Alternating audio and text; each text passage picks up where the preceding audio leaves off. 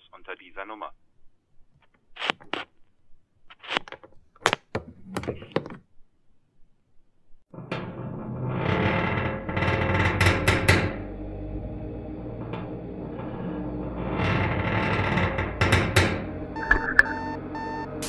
Ops 3, do you read? Ops 3, do you read? I launched myself with the radio receiver and jerked up the mouthpiece. I wiped away film sweat from my forehead before replying. Receiving!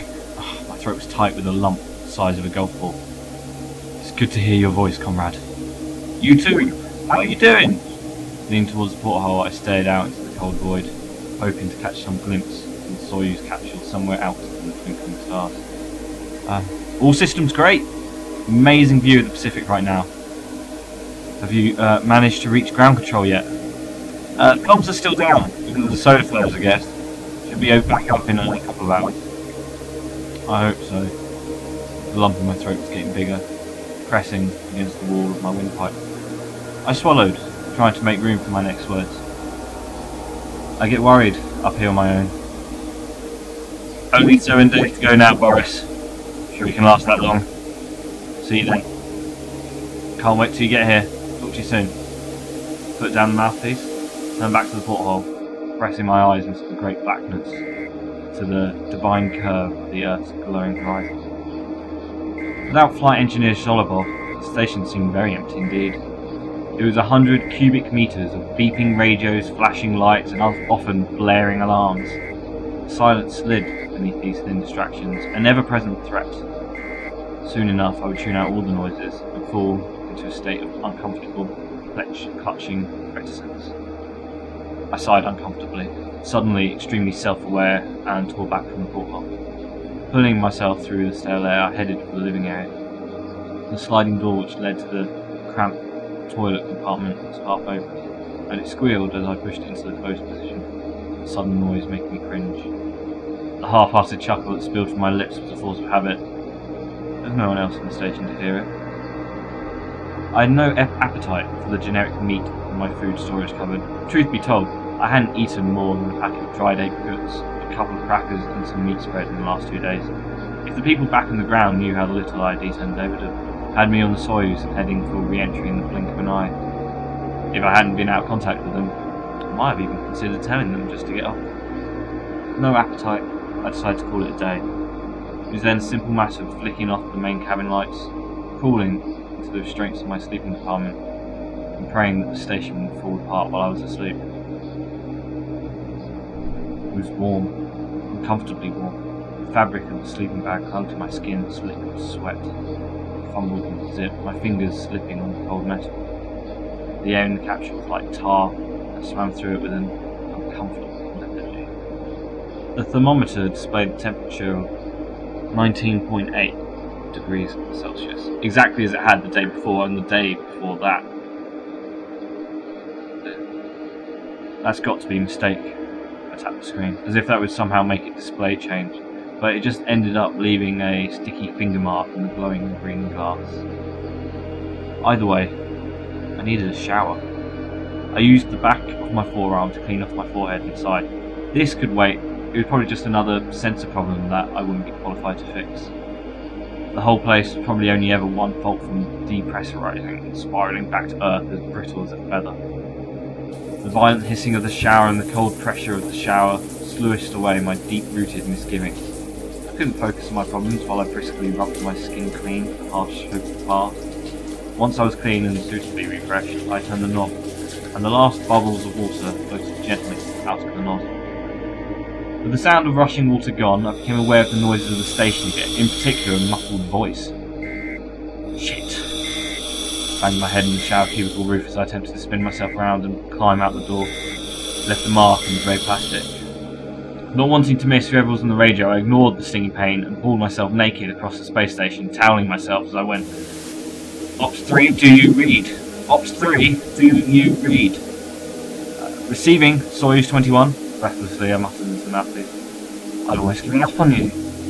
Sorry, I was showering. Well, I'm glad I reached you. I was beginning to think we were alone up here, comrade. At least you're not the only one on the Soyuz. I'm all alone out here on Salyut. Ha! You are lucky, my friend. Flight engineer Roger Fensky is starting to drive me crazy. Only 6 more days to go. But you made me. I have my own vision to complete. I gave a sympathetic chuckle. I sympathised with Commander Zudov. I truly did.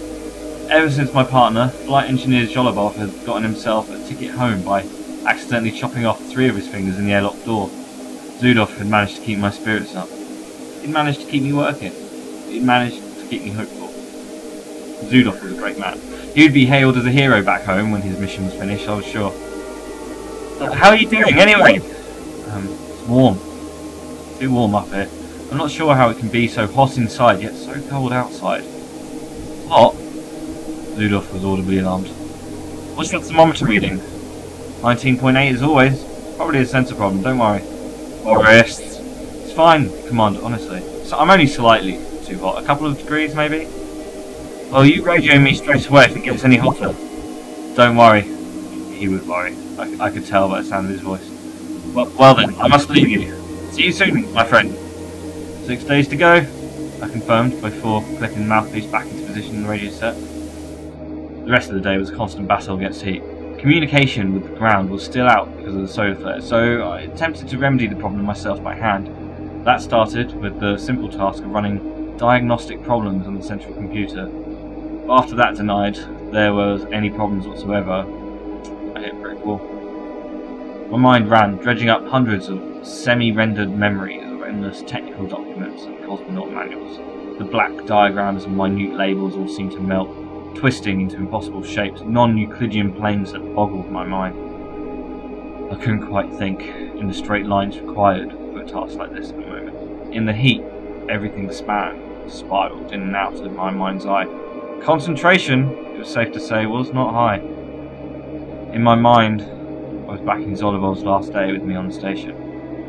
It was hotter than I remembered in my feverish flashback. Zolobov's brow glistened as he climbed down, extending his massive frame out of the tiny airlock. Gave a relieved gasp, glad to be able to finally move his limbs without them slamming them against the walls. I watched him from my seat by the main control console, my eyes aching from looking at the monochrome screen for several hours. I called out something to him, not in control of my actions or speech. Whatever it was, for it was muted, overshadowed by what came next, made him turn. As he did, he placed one hand on the metal rim of the airlock to keep himself steady. Zolobov replied with a chuckle and an equally muted reply. His lips were blurred in my flashback. Indeed, the entire man's outline was slightly fuzzy in my memory, but the lack of clarity was the most noticeable around his face. He was now just an out-of-focus photograph in the dark recesses of my cortexes. We finished talking, and Zolobov reached up for the handle on the hatch. He turned back to face me just as he pulled and brought down the sharp blade of metal. He dropped onto his other fingers with a sickening. A jarring blow shook me out of my recollection, jerking my head up into an upright position. I gasped for air, and my head instinctively turned to the scene of the accident. There was still a small blood smear down the side of the hatch. Had the noise of metal, hissing metal that was still echoing in my ears been real? Or was it just part of the memory? In my heat-addled state, it was hard to tell. The thermometer was still reading 19.8. I shook myself out of the yacht stupor, sent hundreds of tiny sweat droplets floating across the cabin. The armpits of my toe were damp, as was all down my back and crotch area. The temperature must be rising. There it was again. Despite the heat, the sound sent chills down my spine. In any case, I knew it was just space junk or the metal expanding, but it was unsettling enough for me to give the capsule a nervous once-over before returning to my previous train of thought. Soyuz 21, do you read? I picked up the radio microphone, still distracted by the glare of the main console, where the display still read 19.8 degrees Celsius. Receiving, Ops 3. Any contact with ground jet, Commander? I need to get a fix on this thermostat problem. Negative, Boris. Still nothing. Is it getting worse? I can cope, but if it persists for 2 or 3 days... I trailed off, put down the receiver to fight my void again. I could just see my reflection in the edge of the porthole, and he looked very sweaty indeed. White salt crystals stuck to my forearm in the rapidly dying sweat. Well, we'll keep trying. We'll be fixed in a couple of hours more, I'm sure of it. I hope so. I'll have to take another shower. You're still getting a reading of 19.8? Zudov's voice carried a note of apprehension in it, even over the airwaves. Afraid so. Don't worry, we'll be back in contact with the ground soon and they'll know what to do. Sure, it's just a sensor problem, something minor like that. Speak to you soon, my friend. Drink plenty of water. I will, don't worry. I laughed. That man was acting like my mother. Well, with Zudov no better equipped to solve the problem than I was, I relented to a policy of acceptance to the problem. I mean, if I couldn't solve it, at least I should cope with it. The heat reduced my appetite even further, but I headed to the kitchen anyway, in hope of forcing down some crackers and water. I rifled through the storage cupboards looking for something that wouldn't turn my stomach, and at the lack of crackers eventually settled on the nondescript dried beef I found in one of the white packets. Reeked of meat, and acrid, pungent stink which set my abdomen churning, but I swallowed it down nonetheless. Dried beef scent clung to the kitchen walls even after I'd finished the package. My mouth was now even drier, so I mixed up some of the powdered orange juice. It tasted nothing like orange. In fact, it was some cocktail of harsh chemicals, but it washed away the salty tang of the beef. I wiped my mouth and discarded the plastic container, sending it trailing small globules sticky of orange liquid across the air. After my small meal, a heavy weight was sitting on my stomach, sloshed around in the chasms of my lower body as I moved around the station, warm, stinging. I had to clamp my throat shut to stop myself from throwing up on several occasions. The day passed with an uncomfortable malaise that made the discomfort in my stomach and head even worse. I watched the hours tick away on the main console clock as I made my measurements, recordings of the sun or of the box of crystals that grew in the science lab area of the station. Eventually, I could almost take the drudgery no longer. Every surface in the station was covered in sweaty palm prints by the time the day was done, and my hair was nearly sodden. There was no way I could sleep in heat like this, I decided, so when I couldn't last the treacle consistency of waking consciousness for a minute longer, I relented to the sleeping pills. They sat in a tiny white bottle in the very back of the medicine compartment, and at the very start of the mission I had sworn to myself never to take them. Unfortunately today I felt that there was no other option. Dimming the station lights, crawling into the hot confines of my sleeping bag, I looked at the pale white pills in my palm. They had a slight scent of mint to them. In one decisive moment, I quashed all hesitation, all internal protest, closed my eyes and swallowed. And I was out like a light. The first thing I noticed when I woke up was the temperature. A gentle cold breeze lapped around my face, probably emanating from the air pumps that whirred gently on the edges of my earshot. My watch, set to Alma Ata time for my launch at Baikonur, warned me I'd been asleep only 3 hours. The station was still dark as I slid open the sleeping compartment door, though I was thankful for the respite in the heat bright light. I stretched, cracking the vertebrae in my back. Here, in the cool dark, I no longer felt feverish or nauseous, just tired. Slowly, as my eyes adjusted, I pulled myself over towards the radio set and considered calling Soyuz 21. The air still tasted stale. The tang of sweat and dried beef hung in it even after it was recycled hundreds of times through endless filters and pumps. Even so, there was a certain calm to the station with the lights off and temperature down. I looked out the porthole, and even the frigid depths of the universe seemed less inhospitable. There was a gentle navy tinge to the infinite blackness, perhaps, and the glow of the stars seemed less harsh. This, along with the weightlessness and the gentle purr of the air pumps, gave the whole scene a dreamlike quality, as if I was safely cocooned in a great white chrysalis that floated through the spiraling arms of far-off galaxies, or across the peaks and valleys of great sparkling nebula. I could go wherever I wanted in this dream space, and I was safe wherever I went. All of that came to an end with a noise. A clatter, movement, almost imperceptible in the corner of my right eye. I was instantly torn from my trance and tossed back cruelly into the physical realm.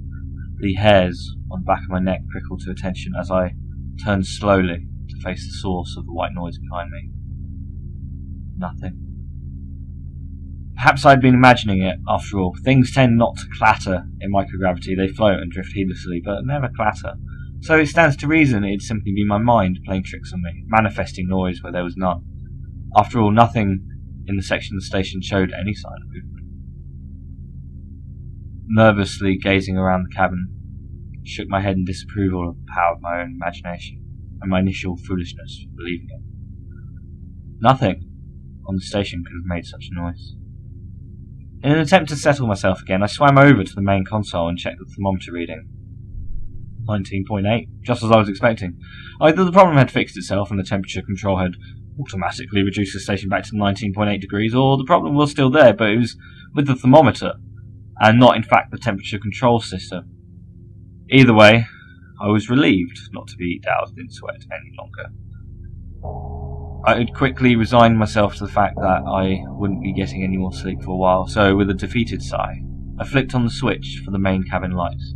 They blinked on one by one with a deep, guttural hum, which was soon lost in the orchestra of other quiet whirs and buzzes. The light hit my pupils with a ferocious intensity, and I had to close my eyes to shield them. I'd become adjusted to the comfortable dark, and my eyes were shocked by this new and frightening stimulus.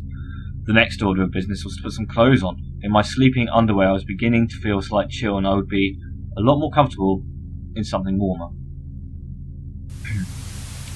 Soyuz 21, do you read? I pulled up the zip of my jumpsuit as I spoke. After there was no answer, I leaned closer towards the radio mouthpiece, licked my lips slightly to moisten them, and tried again. Soyuz 21, do you read? Receiving, comrade. What can I do for you? A faint reply came. It was good to hear the voice of Commander Zudov again. Just wanted to tell you that the sensor problem is all cleared up, Commander. Back at usual temperature. That's brilliant! Zudov was clearly relieved. I was worried for a minute there. How did you fix it? I breathed heavily, trying to form a response. The pause must have lasted a good second or two because Zudov transmitted again. Boris, are you there? How did you fix the temperature problem? I didn't do anything, I decided on eventually. Just went away on its own. Zudov wasn't pleased, clearly. I'm glad it's back to normal again. Well, yes, so am I. I'll talk to you soon. Zudov's voice was slightly frosty in this dismissal. I'll look forward to it. The radio crackled with static before falling silent completely. I replaced the microphone, pushed back away from the set towards the main console with the intent of once again checking the temperature. I gave an unconvincing laugh when I saw it was still stuck at 19.8. This was becoming my new obsession. With the temperature back to normal and the pain in my stomach gone, I was convinced I'd be able to make a better job of diagnosing the problem with the heating control. Unfortunately, this wasn't the case, and I managed to spend several hours once again vainly trying to plough my way through hundreds of wiring cases and circuit boards. Eventually, though, my frontal cortex began to throb from the sheer mental exertion of the work. It was an acute pressure that punched up my brainstem, across my scalp and out my eye sockets. At one point, it became so bad, I had to let go of the manual I was reading to massage my forehead, in fear my skull would explode outwards. My vision blurred, bright red and blue patterns scarring themselves across my retinas like sheet lightning. Pins and needles crawled up my legs and arms, starting in just the extremities and soaking upwards and inwards across my thighs and forearms. There was a rushing in my ears that drowned out most other sounds, but I just heard an odd, drawn-out croak on the edge of my audible range. It took a few seconds for me to realise that the noise was sliding from my own wide-open jaws. The pain was unbearable. Every second I felt like I was about to drown in a sea of swirling fractals, like the dam in my mind was going to shatter open and my entire consciousness was going to be washed away by a flood of jarring flashes. With numb hands I flung myself in my sleeping compartment. Any second now I knew I would pass out from the searing heat in my head, and I wanted to be in my sleeping bag when it happened, so I didn't float around the capsule while I was out. I could barely see by the time I was in the sleeping bag, and as I fumbled for the restraints, I went.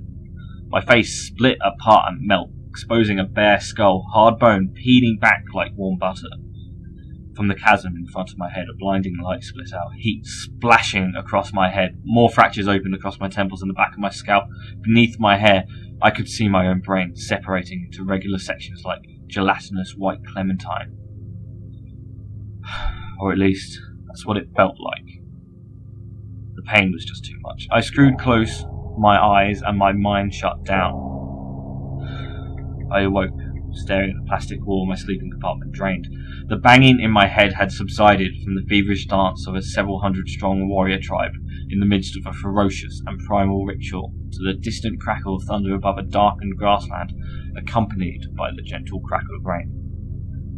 With some trepidation, I pulled at my sleeping bag and climbed out, waiting for the pain to return. But as my sweaty fingers played around the door handle, the fear subsided, and I gingerly slid open the door and floated out into the dark station. The main lights were off, casting the living area and the flight deck into an uncomfortable darkness, thick as honey and seeping from every joint of the spaceship walls.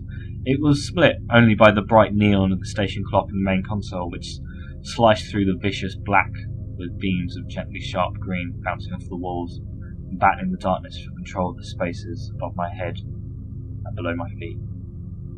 Another creak yawned through the capsule as I pulled myself out from the flight deck to the radio. Still sent shivers down my spine, despite the fact I knew it was just the metal contracting due to a drop in temperature. Soyuz 21, do you read? Receiving, Ops 3. The man on the other end of the radio wasn't Commander Zudov, and I hesitated when I recognised Flight Engineer Rotostrensky's dry rasp. How is it going over there, Flight Engineer? I didn't like Rotostrensky. It wasn't that he was particularly unpleasant. In fact, he'd been mostly amicable whenever I talked to him. It wasn't even his rough voice like sandpaper in my ears. It was his quiet lack of engagement with not only the mission but the whole of space. He always seemed distant, far, far away, not like Zudov, who was only ever as far as the radio speakers. All is fine, comrade. Is Commander Zudov there? He's getting some sleep at the minute. I see. Have you had any contact with the ground jet? Sorry? Have the problems with the solar flares died down? You reached ground radio communication network? Oh, yeah, the solar flares. No, of course. No. We're still unable to reach them. Right. Well, can you keep trying? Yes, of course, it's our top priority. Okay. Thank you. I hesitated before closing my usual comment to Zudov. See you in 4 days? I suppose so. Rotostrensky was distant, almost uninterested by the entire conversation. The radio went silent, leaving me with just the hiss of dead air which rippled gently off the skin of the capsule, so it sounded like it was coming from every corner of the spacecraft at once. Flicked off the radio, tossed down the mouthpiece, watching it float on its coil for a few seconds before heading away to the shower compartment. 4 days. That's what I kept telling myself as I sat at the main console, flicking slowly through diagnostic programs. The bright green of the screen washing over the rest of the module. I'd kept the lights off for now, just because it was so much more comfortable in the dark. With the bright lights constantly in my face, I could hardly concentrate. 4 more days. The sentence fragment that escaped my mouth was surprising to me. It was next to silent, and if I hadn't been completely alone up here, I would have dismissed it as background noise. I hadn't ever been one to talk to myself, and I was determined not to start now.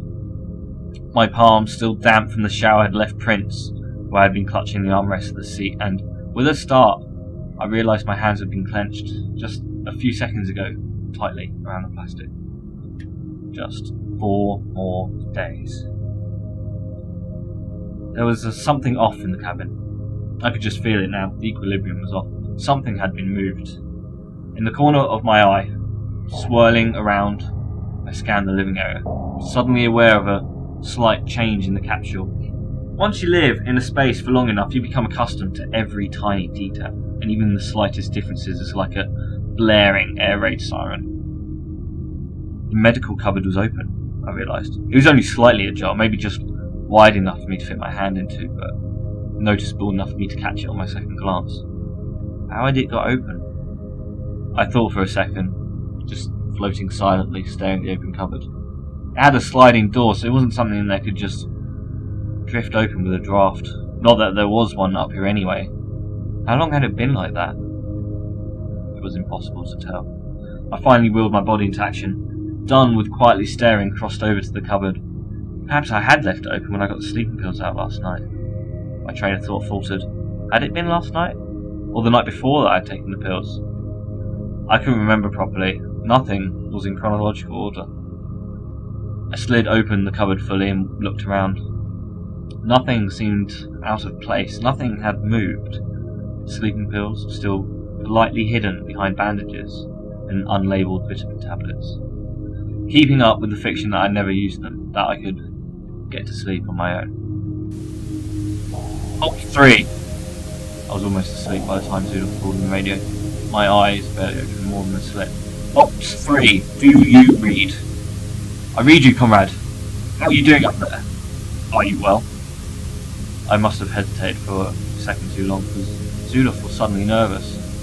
What's happened? He demanded before I could speak. Nothing. I am fine.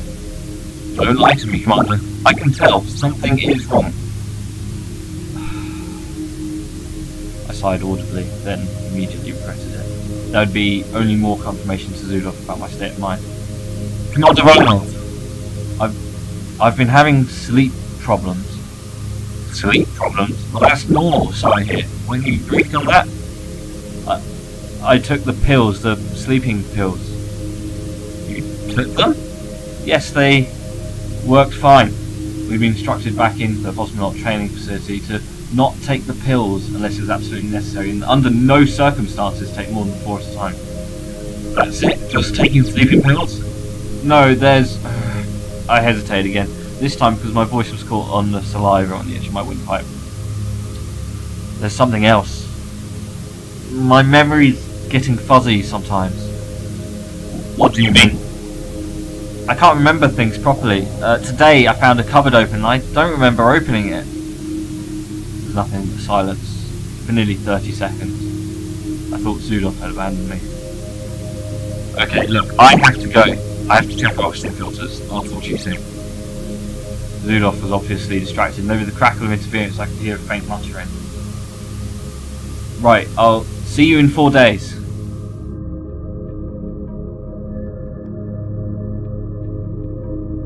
The sun was just slipping through the blue band of Earth's atmosphere as I took a quick glance from the flight deck porthole. It was almost fully extinguished, but long tails of light flared up through the dark, the last swan song of the soon-to-be-gone star. Sleep is a very loose term for what I had that night. I climbed in the sleeping compartment and stared at the wall. At some nondescript time, I fell into a semi-aware, semi-unconscious state. Not sleep, but somewhere in between where my mind wandered. I was awoke, again in the loosest sense of the word, by another thermal ping. There was a faint taste of vomit and chemicals in the back of my throat.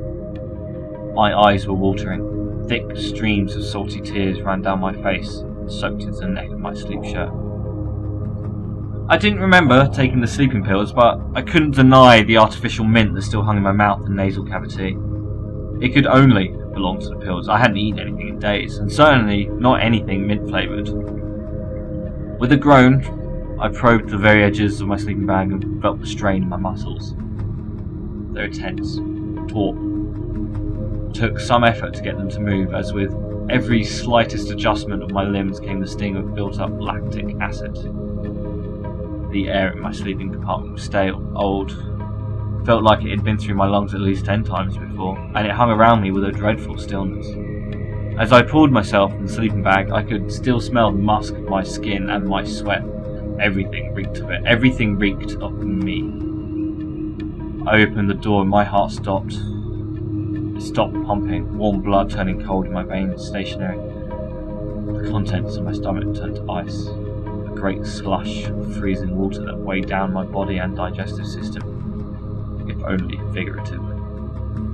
Thousands of goosebumps rippled across my bare arms and legs, the nerves in my skin suddenly several hundred degrees below zero. Black powder floated in a small cloud in the centre of the living space. It looked for all the world like a nebula gone dark, thousands and hundreds of tiny swirling peaks and troughs made of an infinite number of black pinpricks. Lord, I breathed disbelievingly.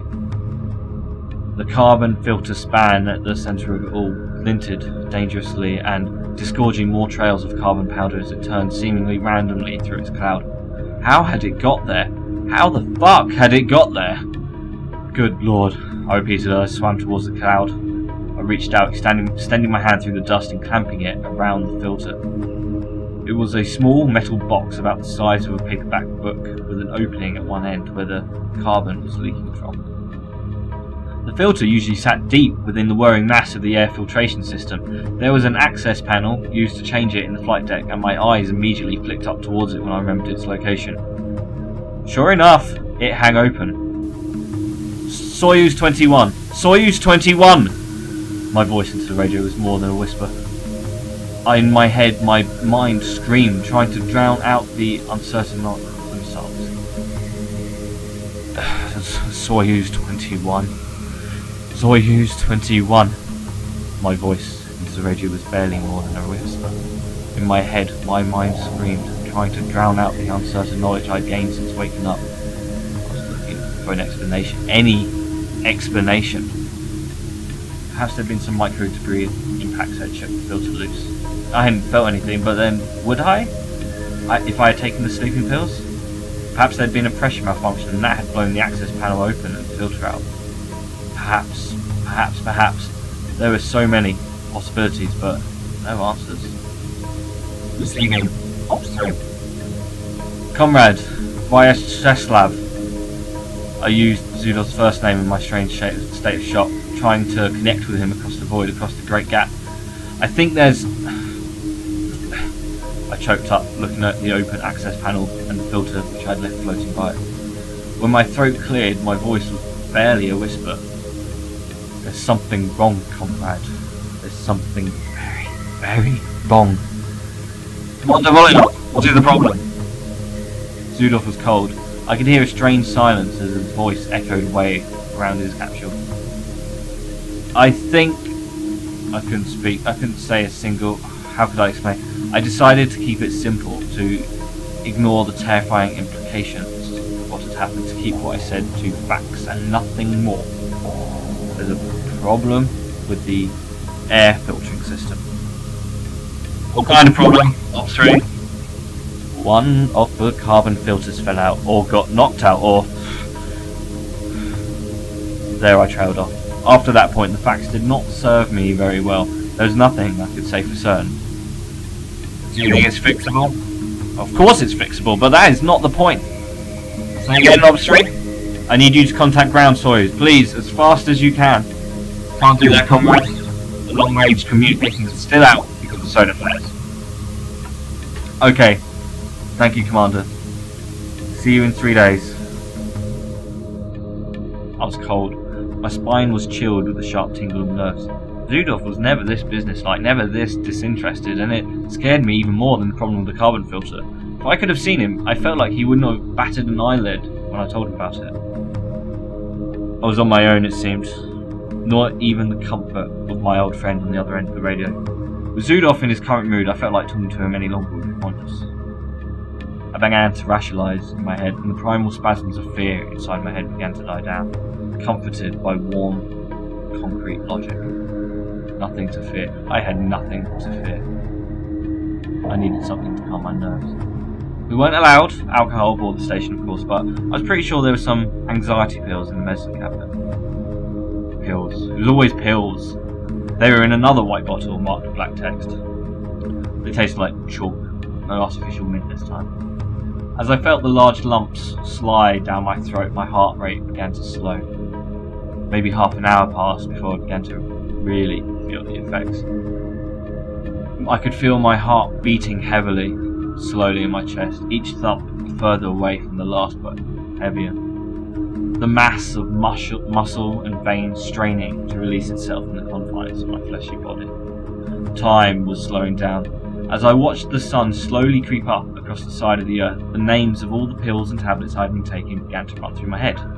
Aminobutyric acid, atenolol, Ticaris, Brandaxin, Aleterin, the list stretched on and on. The names didn't mean anything, just odd foreign words that were a problem to pronounce, an even bigger problem to spell. There was a small bead of sweat forming on my forehead. I could feel it just above my left eye.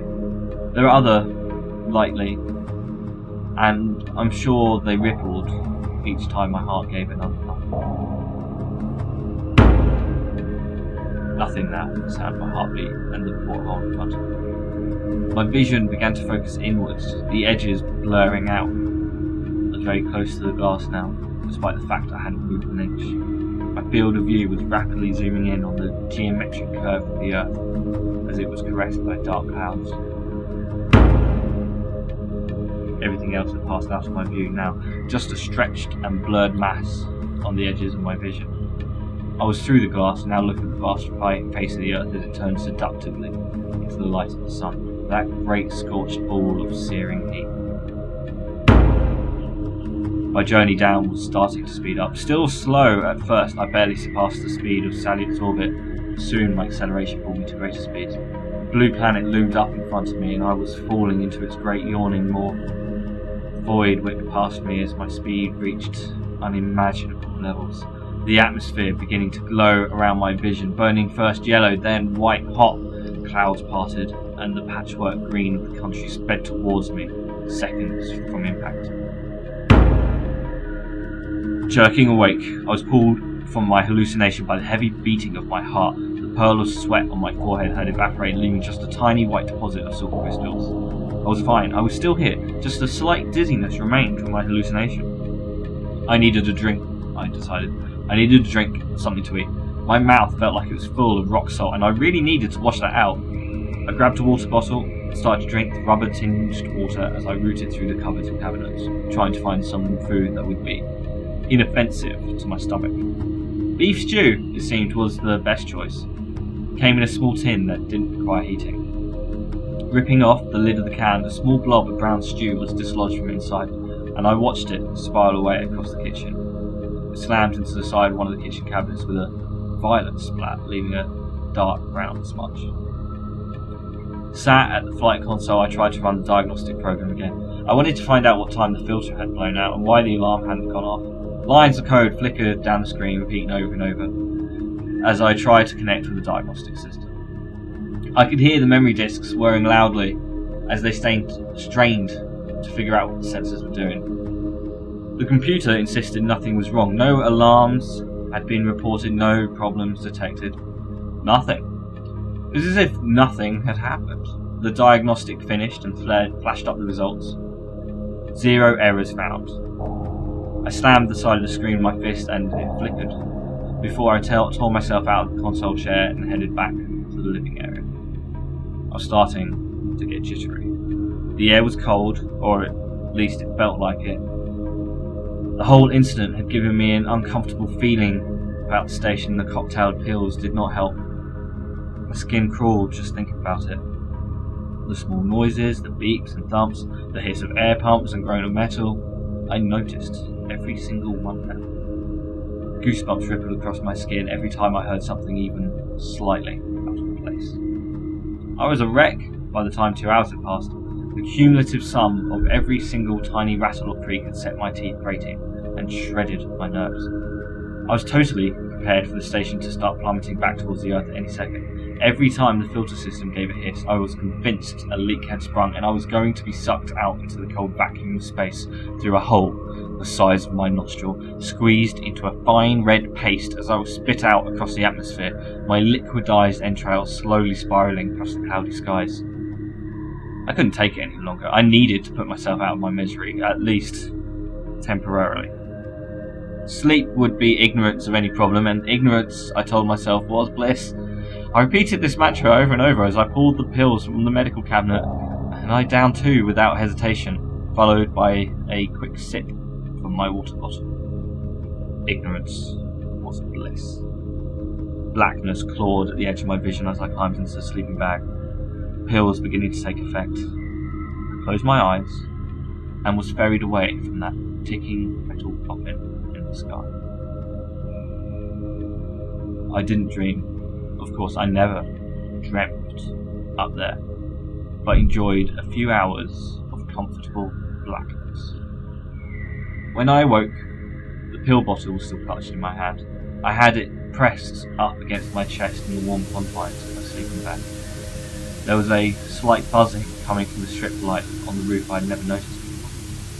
It wasn't uncomfortable, exactly, just a bit quiet, especially having only just woken up. I studied it carefully until my retinas were scorched blue by the bright glow. I closed my eyes, tried to shake off its imprint on the back of my eyes. Sweat caked itself on my body as it always did when I woke up, and I couldn't wait to get the sleeping garment off and have a shower. It was always too warm in the sleeping bag. From outside the small box in my compartment, I heard a noise, an echoing thump. Just a thermal ping, I told myself, just the metal expanding and contracting outside, nothing more. Still, I was frozen in my place, listening out for any other noise, despite telling myself there was nothing to fear. Then came another thump, another deep, echoing thump. The colour must have drained my face, because my entire body went cold when I heard it. I almost felt the blood squeezed from my veins. I began to squirm in my sleeping bag, trying to free my arms so I could tear off the restraints that stopped me floating around the apartment while I slept. I was aching to get out, the noises outside making me suddenly very uncomfortable. Then came the third. This couldn't be just a fluke, this couldn't just be heat expansions. I stopped thrashing for a second and listened. There it was again. It was regular, some kind of repetitive banging sound. It was coming from the opposite side of the station near the flight deck. The next one, however, sounded slightly closer, and the one after that more so. The gaps between the bangs began to decrease, getting closer each time. They were footsteps. I was still strapped into the sleeping bag when I came to this realization, and whatever chills had run across my body before now paled in comparison to this. It was like I had been dropped from my warm sleeping compartment to the dark wastes of Siberia, spinning madly as I fell. Fear and a light-headed dizziness consumed me. The footsteps getting closer, I heard a slight pause as they reached the small step where the flight deck transitioned into the living area. Shivers racked my body as I fumbled with the straps trying to get out before whatever was the source of the footsteps reached me. My mind reeled, unable to think over pounding the footsteps. This couldn't be real. This could not be real. The straps came loose and I wriggled out of the bag, the footsteps shaking the whole station as they got closer. Great crashing impacts just feet away now. I was sobbing as I went to the door handle, pressing it shut in a vain attempt to keep what was ever out there from getting in. There was one final step, as the source of the sound came face to face with the door of my sleeping compartment. And then silence. I could hear my heavy breathing as I pressed my ear up to the plastic of the door, listening out for whatever was out there. Nothing, just silence.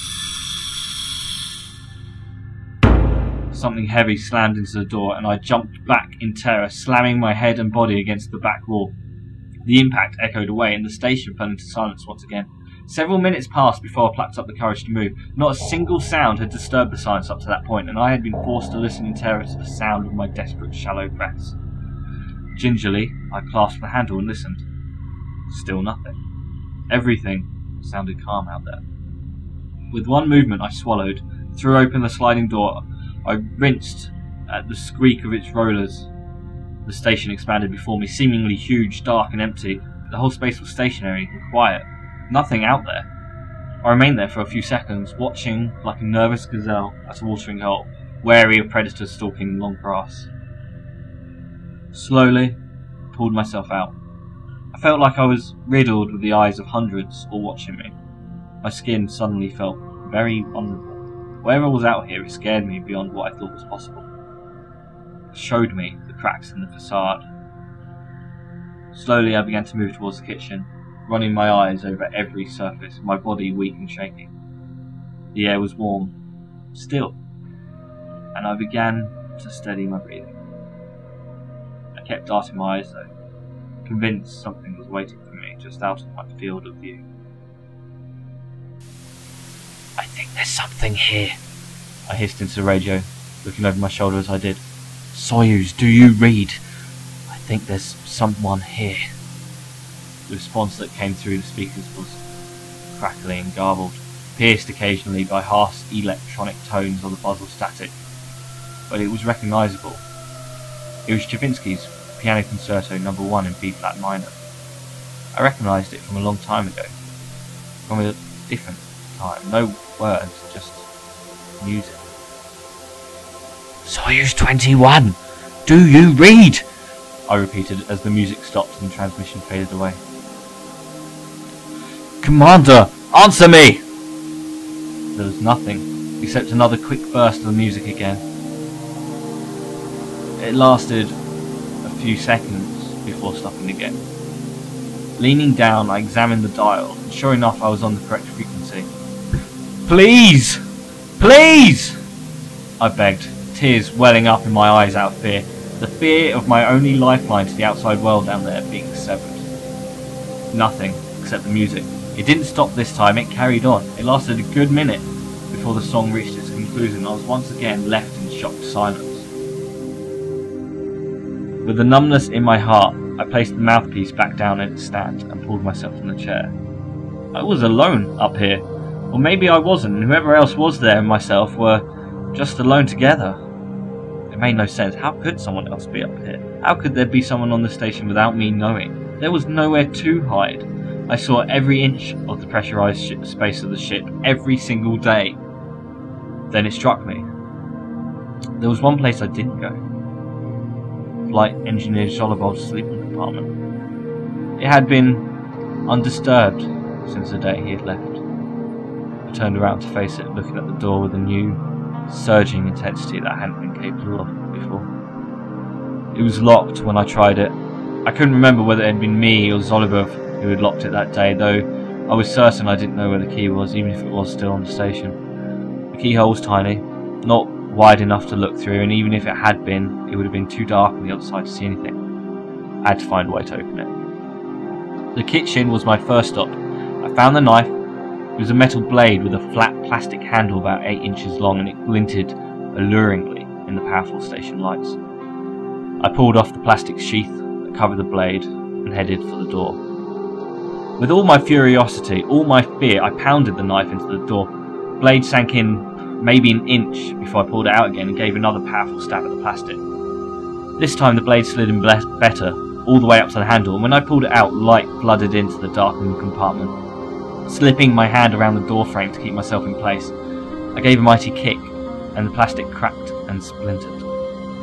It was only about a third of an inch thick, so my bare foot went through the hole my knife had wrought pretty easily, collecting several plastic splinters as it went. Withdrawing my now stinging foot and pulling out the splinters, I tore open the door, which now hung off its rail loosely. The inside of the compartment was a dark coffin, next to identical to mine. It smelt terrible though, of dried blood and sweat and other biological things.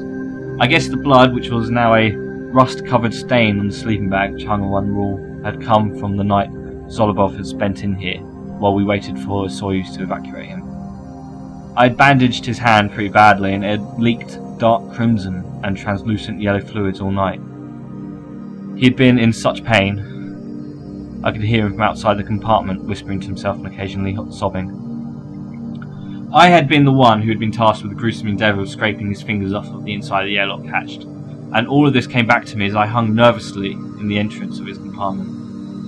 I flicked on the light, and it spilled in a peeling orange glow across the scene with a cheery buzz.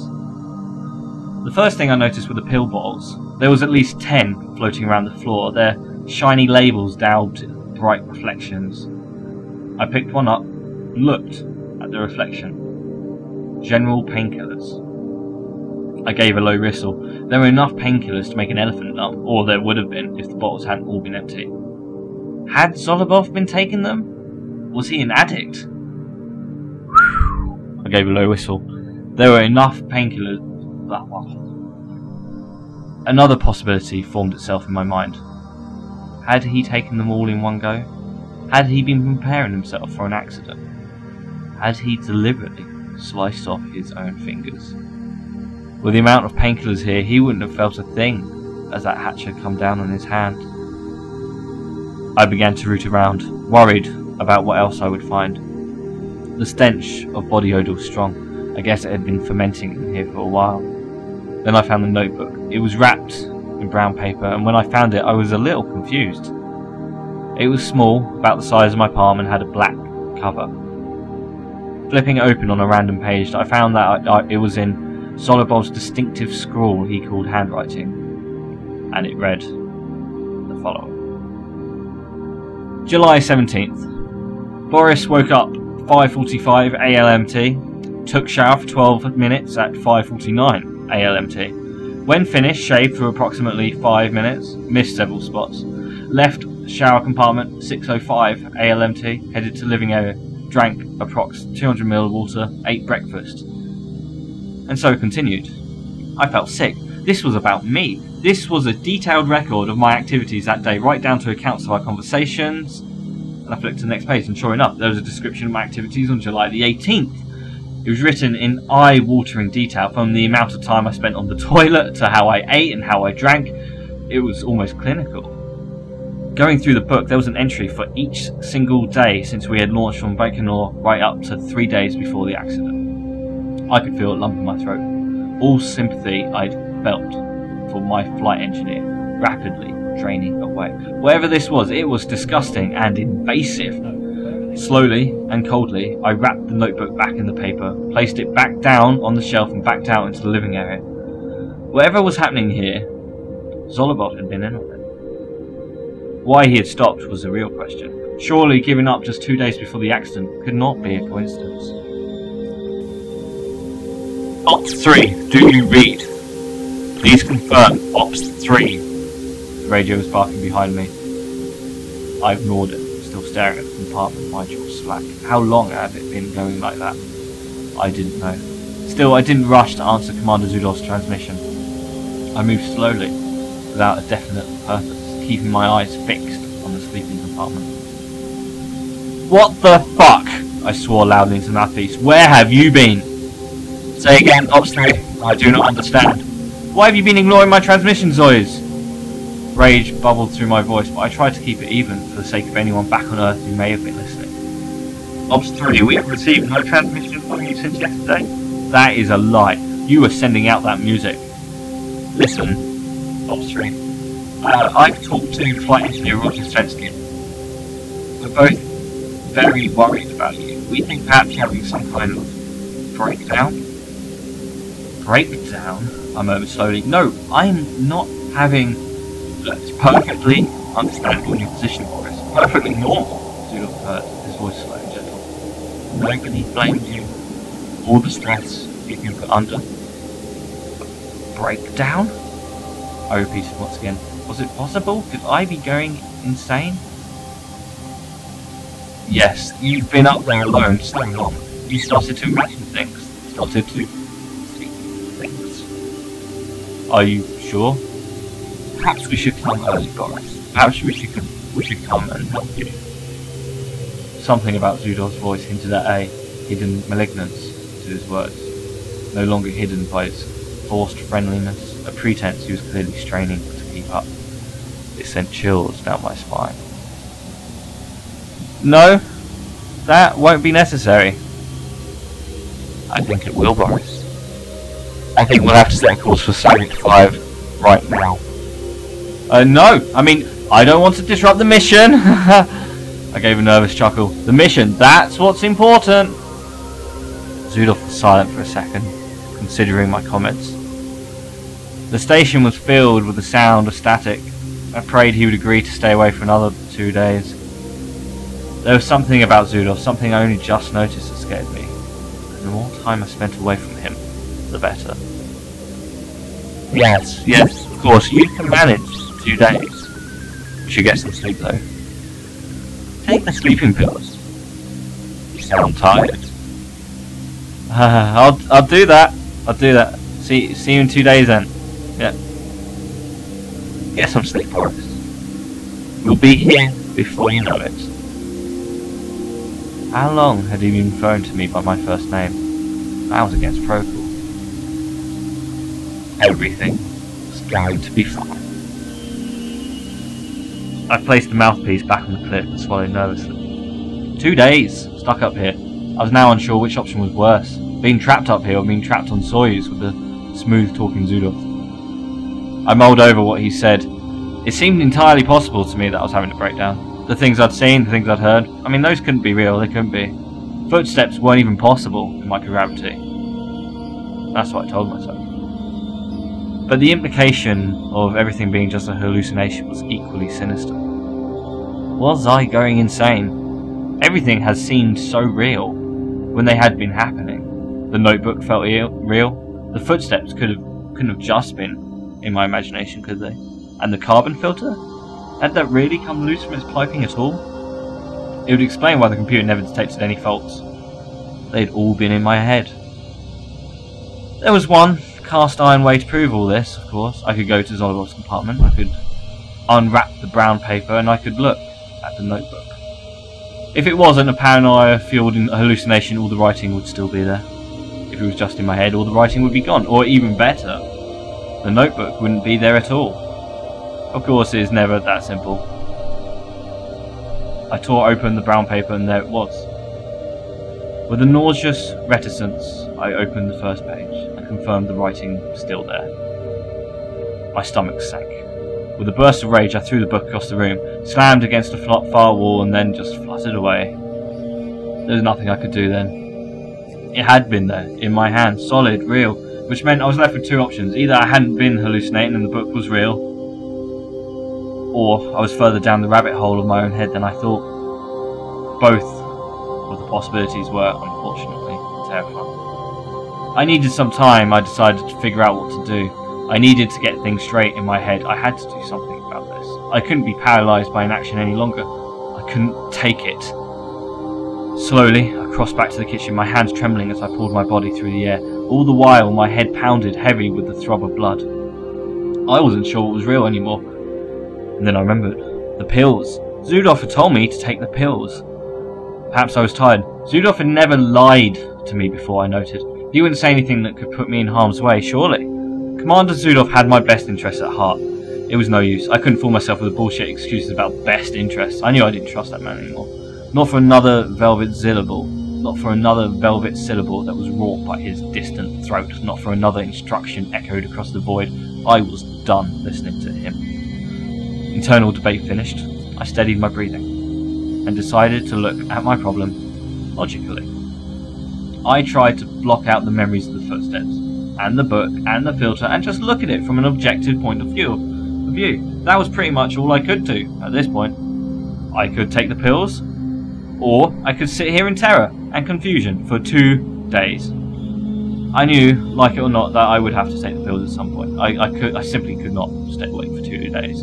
Yet I couldn't sleep. I knew that natural sleep would be an impossibility after everything that had happened. So I took the pills. I washed them down with a sip of water and soon felt myself drifting on an ocean of sticky black tar.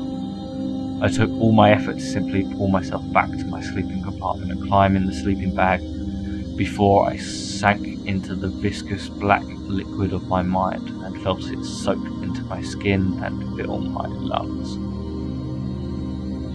Sleep was silent, black, as always. Once again the night passed without dreams. I was awoken once again by the hum of the strip light. It all had the stirrings of some horrible deja vu with me. It gnawed at the pit of my stomach. All the knowledge, all the memories, all the fear that it might happen again. There was something else there too though, the knowledge that possibly I may not be alone up here. Something was clearly very wrong, I reflected, and my policy of ignorance had failed so badly at this point I was nearly sick. I needed to confront it. I needed to find whatever truth lay behind the events in it. I climbed out of the sleeping compartment and looked around. It took me a second or two to see the writing. When I did, however, my heart stopped. It was everywhere, all across the walls, large, black. It had been smeared in some black substance using the end of a thumb.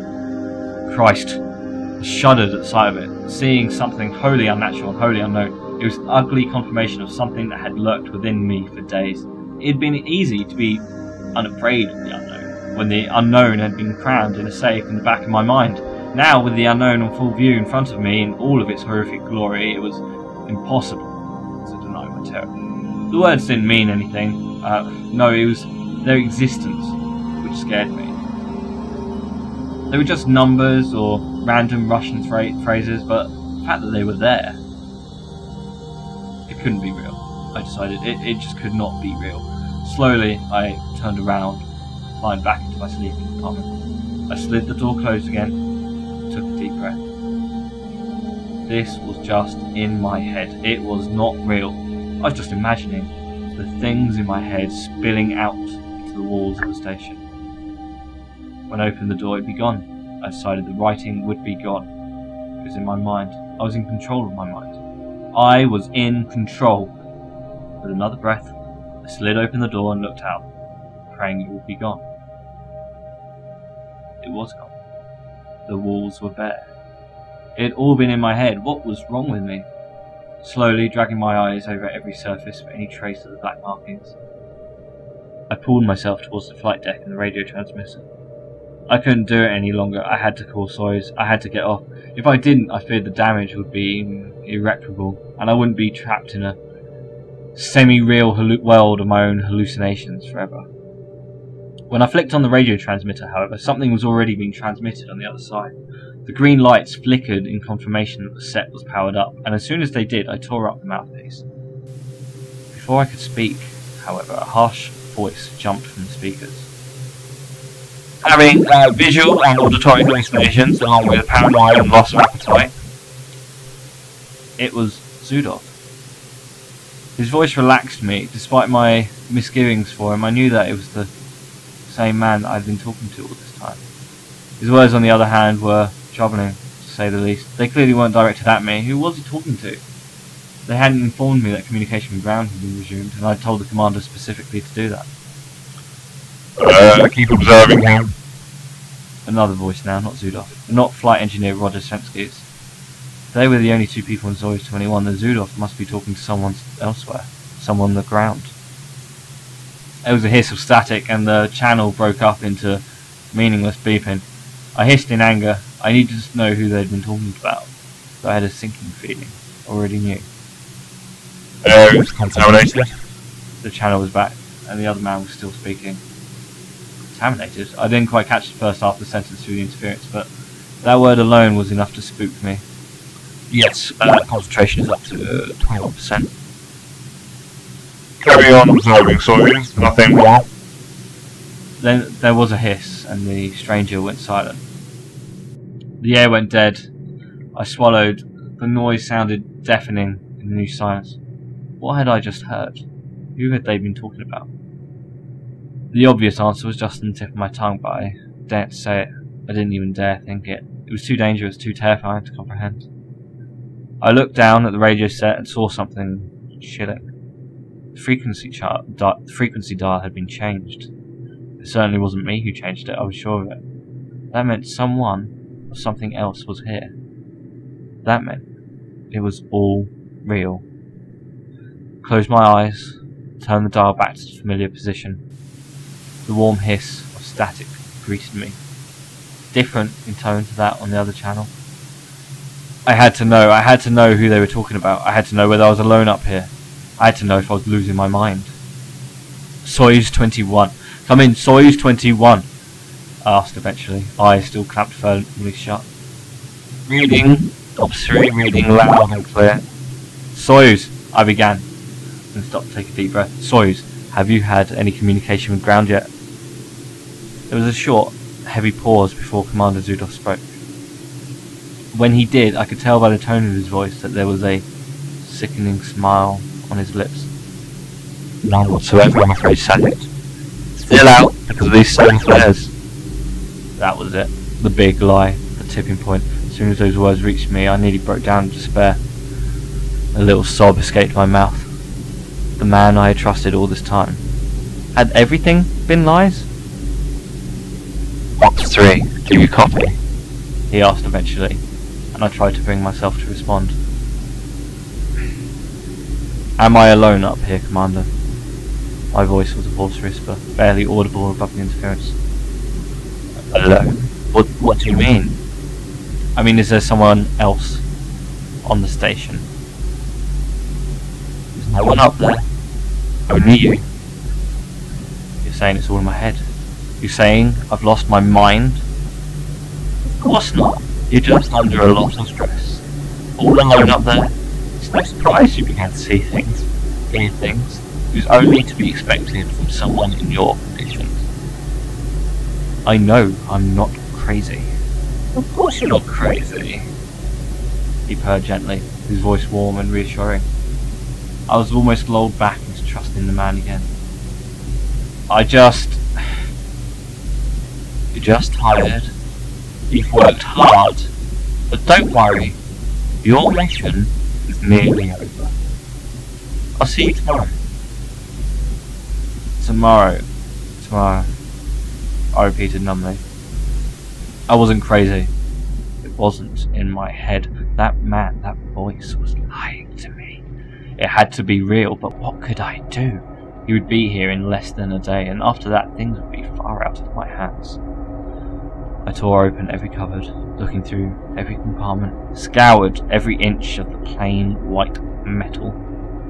I searched for any slightest inclination there might be a concealed compartment somewhere elsewhere on the station. I looked for anything that could prove me right. There was nothing. I don't know how much time passed in my search, but soon I realised looking was a fool's errand. There was nothing to find. What if it isn't human? I spoke out loud to my own shock. I never talked to myself. My voice was small and insignificant, even in the cramped air of the station. The idea haunted me. I never believed in the paranormal, but my heart beat faster just thinking about it. There was clearly an entity of some kind up here, and if it wasn't a man... And then came the rasping. A deep, wet hiss from within the walls. It was followed by another, this one sounding more like a gasp. I froze as I listened. Regular inhaling and exhaling. Air. Something was breathing. Something inside the walls. Commander, I whispered over the radio, jerking my head round as I heard another breath. It was only just audible when I was at the radio set. It seemed to emanate from the living area bulkhead. I can hear it breathe.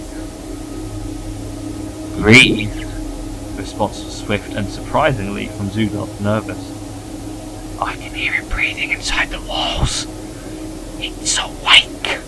I held out the mouthpiece and pressed down the transmit button, hoping he would hear it. That's just the ventilator system, he decided doubtfully after I had finished. You must have ruptured the tube. I'll take a look when we get there. I let go of the mouthpiece and tried to steady my own breathing, but the great deep breath coming from the living area distracted me from my rhythm. It couldn't just be a torn air pipe. There had to be something more. Slowly, I pulled myself up and began to head slowly, gingerly, towards the source of the noise. The knife was still in the kitchen drawer, so I withdrew it and swung around to face the noise. It was coming from within a maintenance panel. I pressed my ear against it, trying to hear what was within. Metal cold against my skin. There was a loud bang from within. I withdrew my head instantly in terror. It was followed by desperate scratching, fingernails on metal. I pulled myself backwards and crashed into the wall behind me. The scratching must have gone on for hours. As I sat there in sheer terror, knife raised in front of me. Eventually it began to slow, and then it stopped. Just silence remained. I slowly unfurled, tears streaming down my face. Couldn't do it anymore. I just couldn't. Ops 3, come in.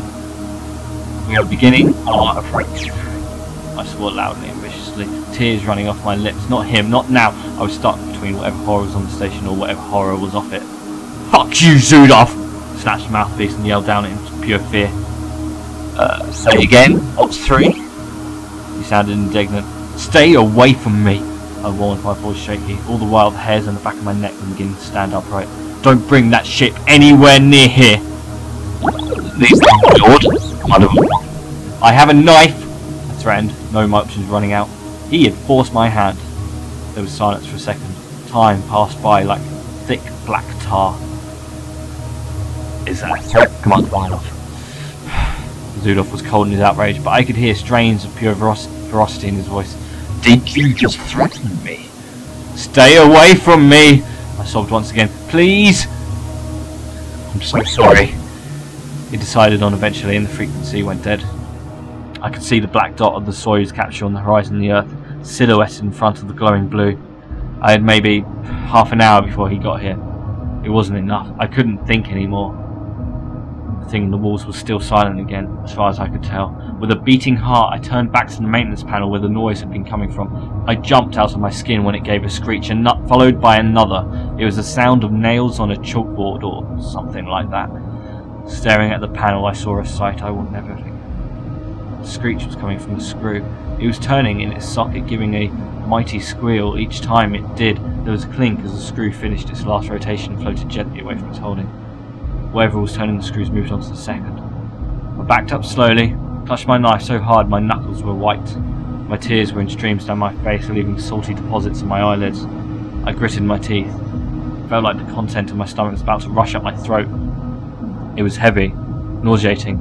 Another sob racked my quivering body. I crawled into the airlock hatch entrance right next to Zudov's dried blood. I ran my fingers over the stain and closed my eyes. In my head, I tried to drown out the sounds with desperate prayers, but it wasn't enough. There was a heavy clunk as I felt Soyuz impact. Cracking open one eye, I looked back at the station. Floating in the air was the now detached maintenance compartment panel, along with a handful of screws. I heard movement from within. Turning my focus back to Soyuz, I banged on the airlock door, and then I felt the hiss as the seals began to fill. This was it. The hairs on the back of my neck were pricking up again. I had to get out. I had to get out now. The airlock hatch hissed and swung open. My eyes fell into the Soyuz capsule, into the tiny space where the two astronauts would be, where the man I had been talking to for the last week would be sitting.